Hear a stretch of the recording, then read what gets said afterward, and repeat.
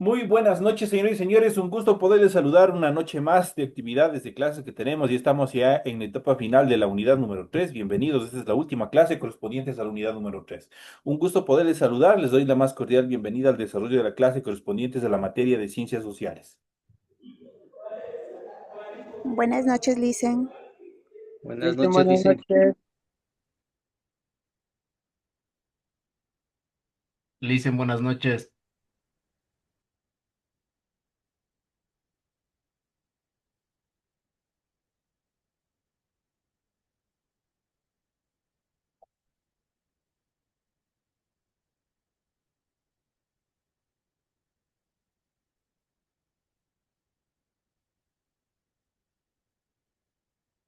Muy buenas noches, señores y señores. Un gusto poderles saludar. Bienvenidos al desarrollo de la presente clase. Iniciamos las actividades correspondientes a la semana número 4, el tema número 4 que tenemos en sus aulas virtuales, con la que damos por terminado este proceso educativo correspondientes a la unidad número 3. Vamos a iniciar presentándoles en pantalla. Ustedes ya pueden observar el formato para recursos de aprendizaje correspondiente a su tarea. Estamos en la asignatura de Ciencias Sociales.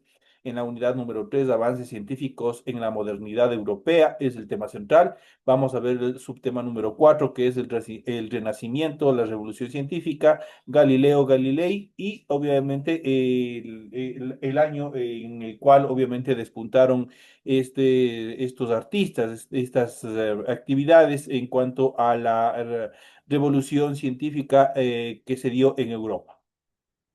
Tienen ustedes el tipo de tarea, tienen el objetivo de tarea y a continuación tienen las instrucciones. Recuerden que el trabajo es individual, deben leer el compendio de la unidad 3, tema número 4. Pueden ampliar su información sobre el mismo tema con otras bibliografías de ser necesario. ¿Qué es lo que tienen que hacer como tarea para la presente semana? Dice lo siguiente, desarrolla las siguientes preguntas. Primero dice, describa en un párrafo no menor a 20 líneas en qué consistió el periodo del Renacimiento. Ustedes tienen que redactar, tienen que construir, obviamente, un tipo o un mini resumen que obviamente tiene que tener una extensión de 20 líneas en las cuales ustedes tienen que explicar todas las características, inicios y otras determinaciones más acerca del Renacimiento, que también ya iremos topando este tema en la segunda etapa de nuestra clase. La siguiente actividad dice, ¿cuál fue el aporte de Nicolás Copérnico? La actividad número 3 dice, ¿a qué se conoce como la revolución científica? Y por último, la cuarta, tenemos enumere a un personaje importante de la revolución científica. Vamos a ver algunos. El que más les capte la atención, el que más les llame la atención, obviamente de ese ustedes tienen que desarrollar y colocar como respuesta. Estas son las actividades que ustedes tienen que desarrollar en función de la presente actividad. Recuerden que el trabajo es 100% escrito, claro y ordenado. Deben utilizar combinaciones de líneas, colores, símbolos e imágenes para ilustrar el contenido. La rotulación de la hoja es fundamental. Eso sí tienen que cumplirlo sí o sí. Eso tienen que hacerlo en la parte superior de su hoja previo al desarrollo de la tarea. Ustedes ya saben cómo tienen que hacer. Cumplen con todas estas actividades y una vez que lo hacen en la parte superior de su hojita, a continuación, luego de la rotulación, empiezan a desarrollar el contenido de su tarea. Eso es todo lo que ustedes tienen que hacer. En función del contenido, ustedes deben revisar las recomendaciones, deben revisar la rúbrica de calificaciones, y al final de este proceso tenemos la información para el desarrollo de los recursos de plataforma. Estamos en la unidad número 3 con los temas El Renacimiento, la Revolución Científica, Galileo Galilei, correspondientes a la semana número 4 y última de la unidad número 3 correspondientes a la fecha 28 de octubre del 2025. De hecho, esta tarea permite entregas desde el 28 de octubre, la fecha límite de entrega es el 10 de noviembre y la fecha de publicación de la calificación será hasta el 13 de noviembre. Son los tiempos en los cuales ustedes tienen que asignar sus aportes correspondientes a esta unidad, correspondientes a esta determinación. Una vez que les hemos una vez que se les ha podido, ustedes han podido observar el desarrollo de las actividades, obviamente correspondientes a la tarea que ustedes tienen que desarrollar.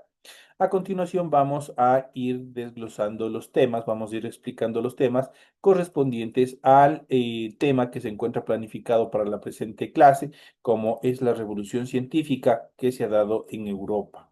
Y vamos a ver el tema central, avances científicos en la modernidad europea. Vamos a ver todo lo que se dio, todos los avances, todos los inventos que se desarrollaron y que la mayoría de ellos al 100% nos sirven hasta la actualidad, que se han ido mejorando, que obviamente con el desarrollo de la tecnología, de la informática, se han ido mejorando, han ido perfeccionando los procesos, pero obviamente justamente en esta etapa de la modernidad científica en Europa fueron donde se desarrollaron la mayoría de los inventos, incluso los diferentes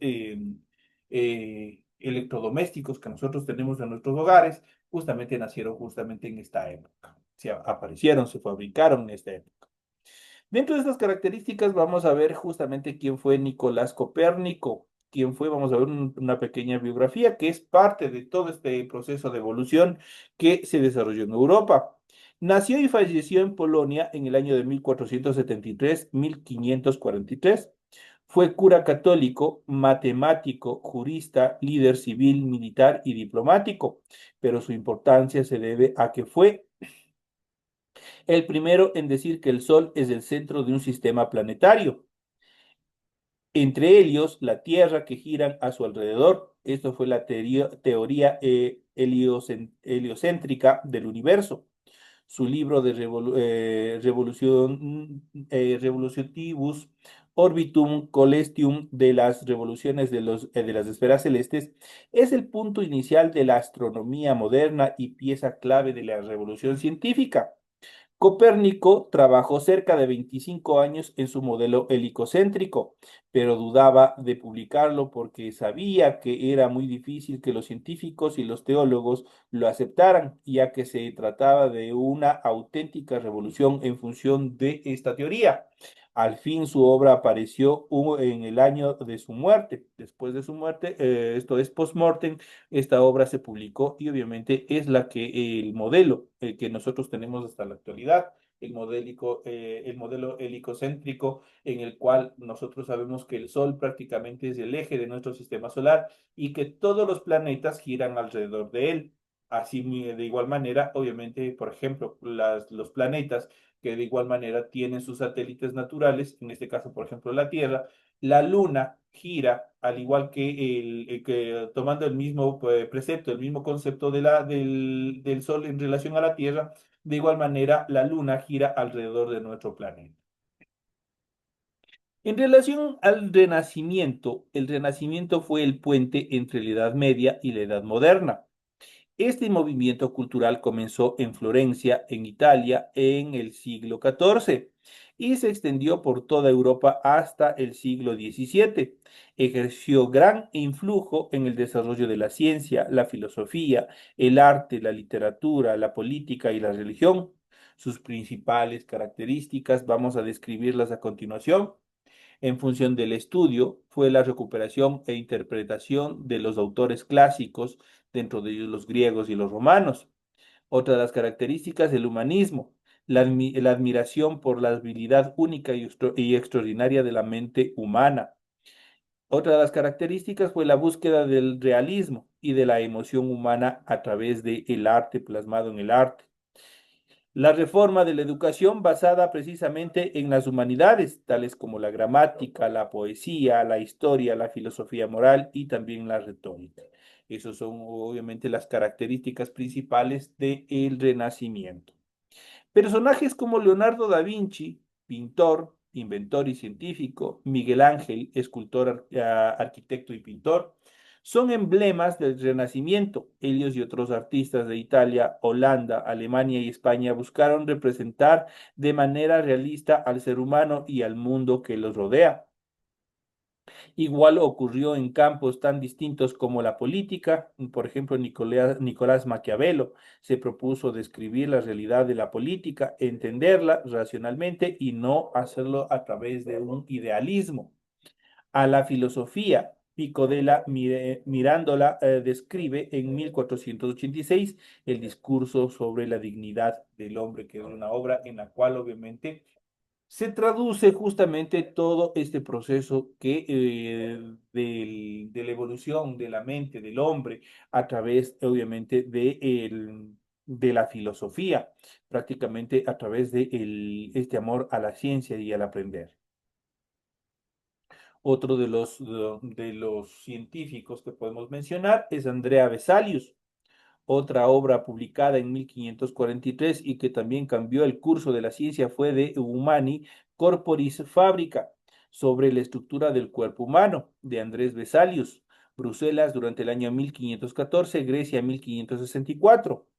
Es el primer tratado moderno de anatomía y se destaca por su claridad, rigor expositivo, ilustraciones y por estar basado en la experiencia directa en la disección de cuerpos humanos. Su contenido desafiaba la autoridad, hasta entonces discutida, de Galeno, un tratadista de la antigüedad griega. Prácticamente Andrea Vesalius, en su obra orientada a la estructura anatómica del cuerpo humano, obviamente es la obra base de todo este proceso de estudio del cuerpo humano. Él fue prácticamente lamentablemente tuvo que hacer algunos sacrificios humanos. Obviamente en aquella época tomaron, se aplicó a través de personas que se encontraban en indigencia, personas que obviamente estaban en situación de calle en aquel entonces, obviamente fueron lamentablemente, por así decirlo, las víctimas, quienes obviamente aportaron de una forma indirecta a los estudios que Vesalius desarrolló y que plasmó en su obra literaria acerca de la anatomía moderna. Regálenme un segundito.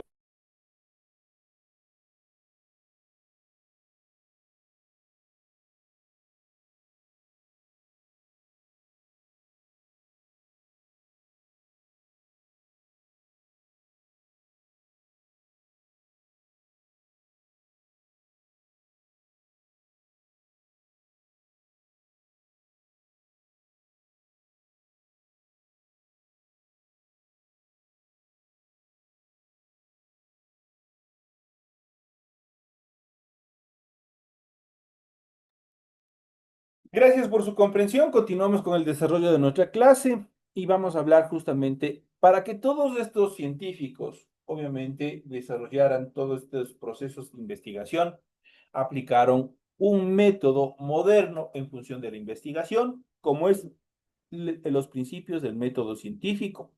El método científico prácticamente es un proceso en el cual se trata la información y obviamente que tiene que ser probada, tiene que ser analizada, tiene que ser experimentada para poder llegar a una nueva conceptualización y es lo que se hace hasta la actualidad.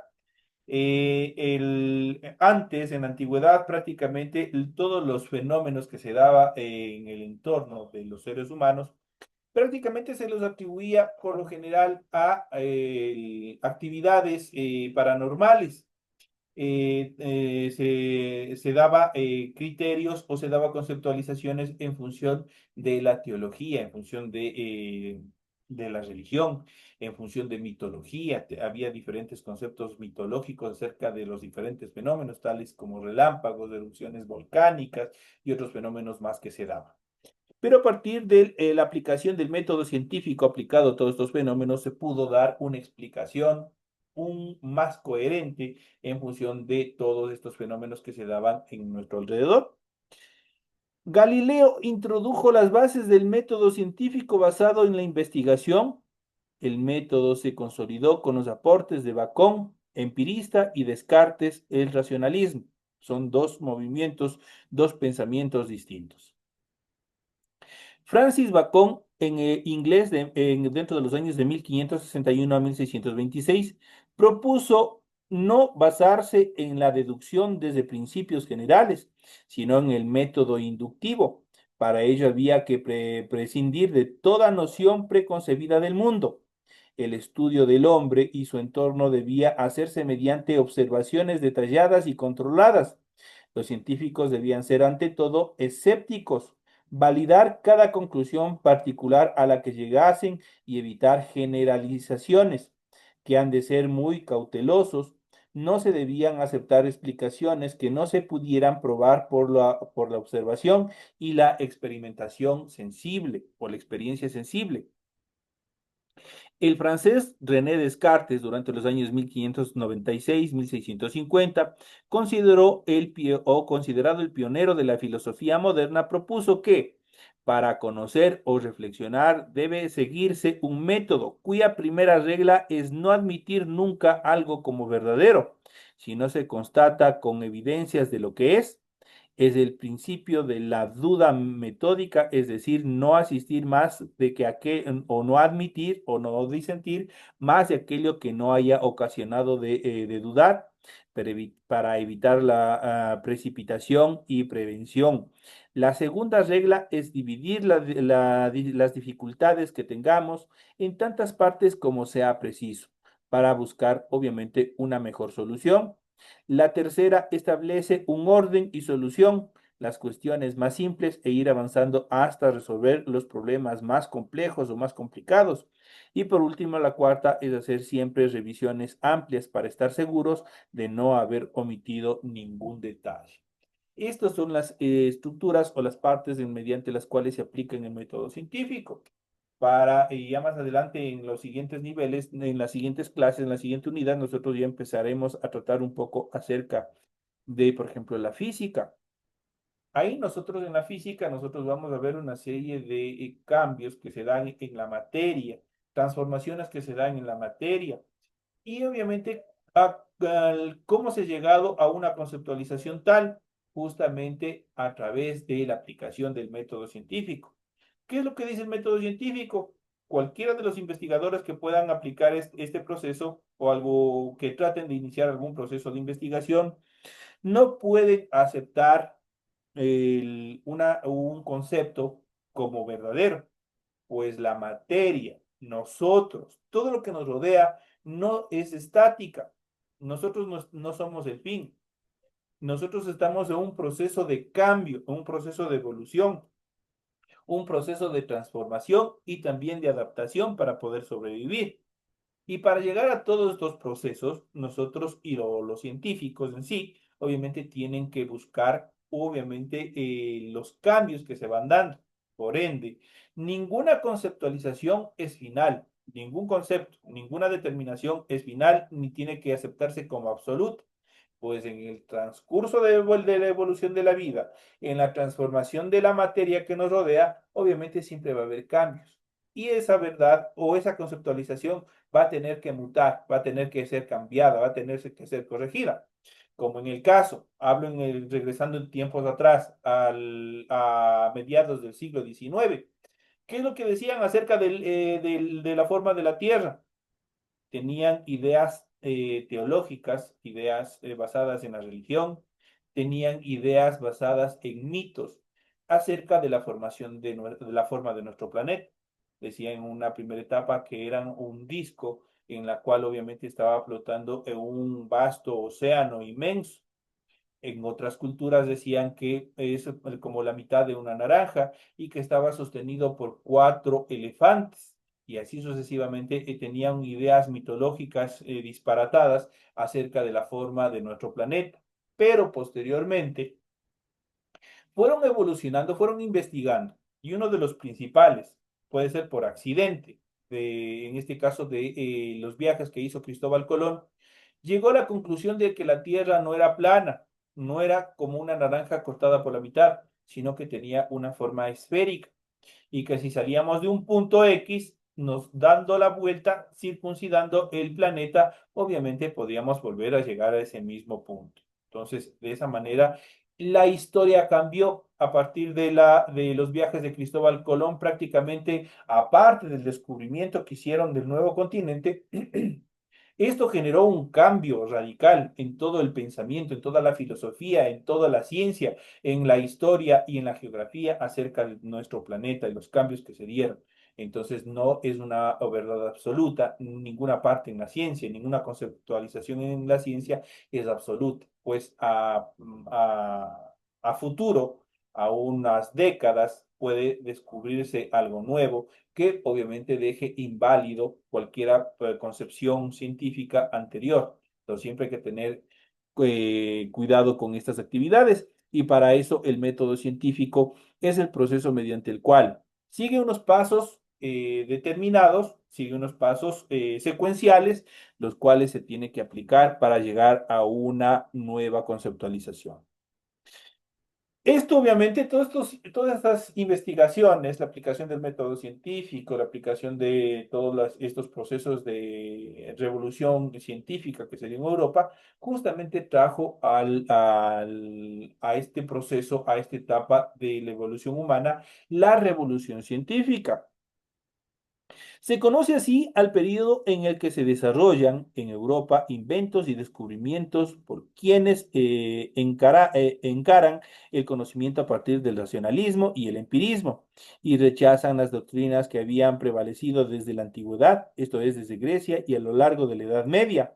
El influjo de América fue fundamental para cuestionar el conocimiento de las tradiciones griegas, latinas y orientales, encontrar y describir un nuevo mundo lleno de especies vegetales y animales desconocidas y confirmar que la Tierra era esférica ayudó a los europeos a romper el molde inmutable del pensamiento clásico. Era obvio que los conocimientos tradicionales eran muy limitados en lo relativo al mundo natural, por lo que había que reorientarlos del modo que lo hizo Copérnico con el cosmos y Vesalius con el cuerpo humano. Prácticamente son ellos quienes dieron un nuevo giro en cuanto al descubrimiento, al estudio de todo, o en este caso de Vesalius acerca del cuerpo humano y de Copérnico acerca de nuestro cosmos, cómo está estructurado hasta ese entonces nuestro sistema solar.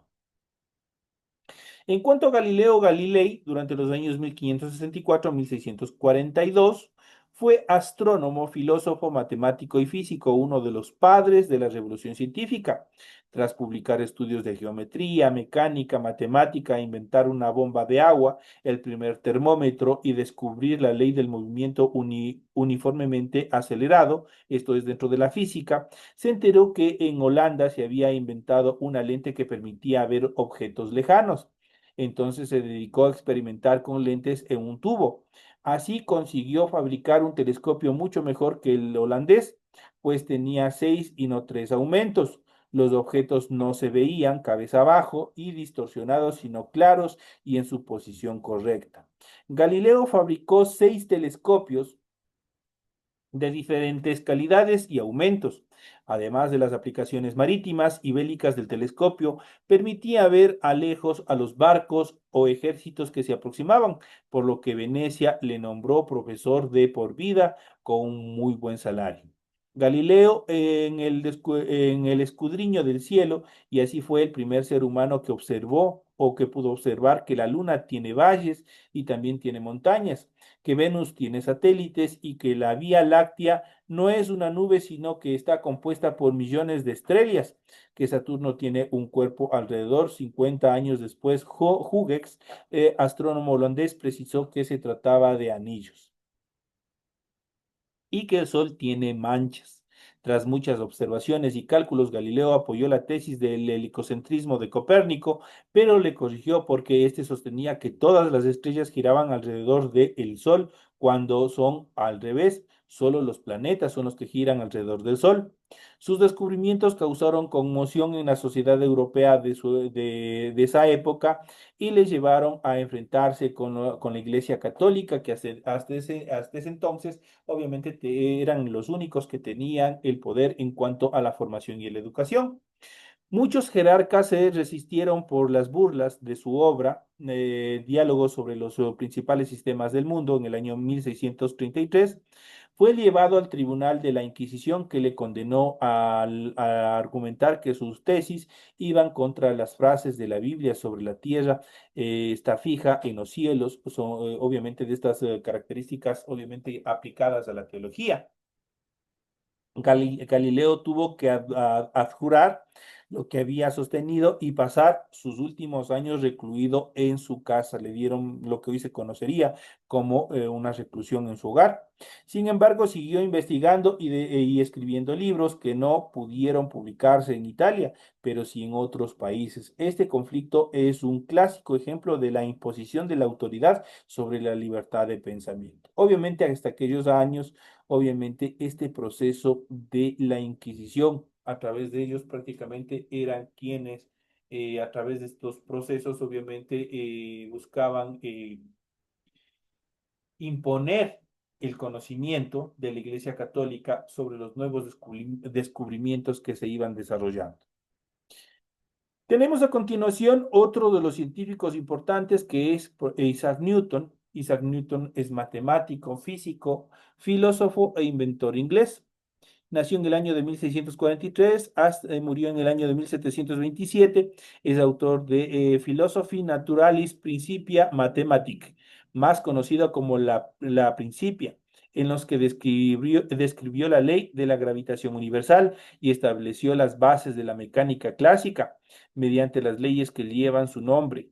Estas leyes se opusieron a la idea aristotélica de que hay cuerpos livianos que se levantan por su naturaleza. Entre otros descubrimientos científicos, justamente destacan sus trabajos sobre la naturaleza de la luz, la óptica y el desarrollo del cálculo matemático. Newton fue el primero en demostrar que las leyes naturales que gobiernan el movimiento de la Tierra son las mismas que las que gobiernan los movimientos de los cuerpos celestes. Eso quiere decir que prácticamente mientras más grande sea el cuerpo, obviamente tiene un proceso, un campo de atracción con los cuerpos de menor tamaño. Es lo que sucede, por ejemplo, en relación del Sol con los diferentes planetas que están en nuestro sistema solar. La masa del Sol, el cuerpo del Sol es mucho más grande que los de los planetas, por lo que quedan atrapados en el campo o de atracción que tiene el Sol y por esto evita que los planetas se impacten unos con otros. Lo mismo sucede en el caso de nuestro planeta Tierra con la Luna.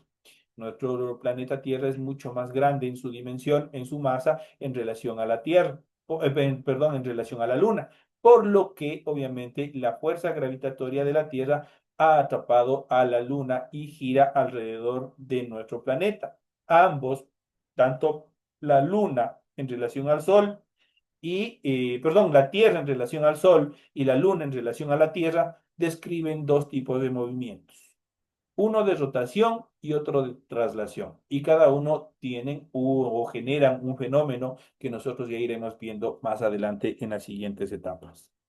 Esto en cuanto a las características y los avances científicos y tecnológicos, hemos ido viendo incluso los representantes más destacados de la revolución científica. Hemos visto cómo se aplica el método científico en el nuevo desarrollo de la ciencia, cómo se va ampliando, cómo se va aplicando en los nuevos saberes para tener teorías, para tener conceptualizaciones más precisas, más claras en función de todos los fenómenos, todas las anormalidades que se dan en relación en nuestro planeta, así como alrededor de nuestro planeta. Esas son las características y los temas que nosotros hemos venido desarrollando. Señores y señores, con la presente clase damos por terminado lo que corresponde al material de la unidad número 3. Les recuerdo, por favor, compañeros, que una vez terminado este proceso, ustedes igual ya tienen activado, tienen ya listo el test correspondientes a esta unidad número 3. Así es que sigan revisando, sigan estudiando los materiales, sobre todo el material de apoyo. Los cuatro materiales de apoyo que tienen dentro de esta unidad son de ahí donde salen las preguntas que van al test que ustedes tienen para el final de esta unidad. Ese les permite visualizar, nos va a permitir dar más allá de una nota, les va a pedir, nos va a pedir o nos va a permitir medir los conocimientos que ustedes han alcanzado. Así es que por favor, hacer todos estos test a conciencia, estudiar, revisar todos los materiales y sobre todo cumplir con las obligaciones que tienen con la institución. Así es que con estas recomendaciones, señores y señores, nos estamos viendo en la siguiente clase que tenemos dentro de este proceso educativo, como es la clase de inglés a partir de las 8:40. Señores y señores, nos vemos en la siguiente hora.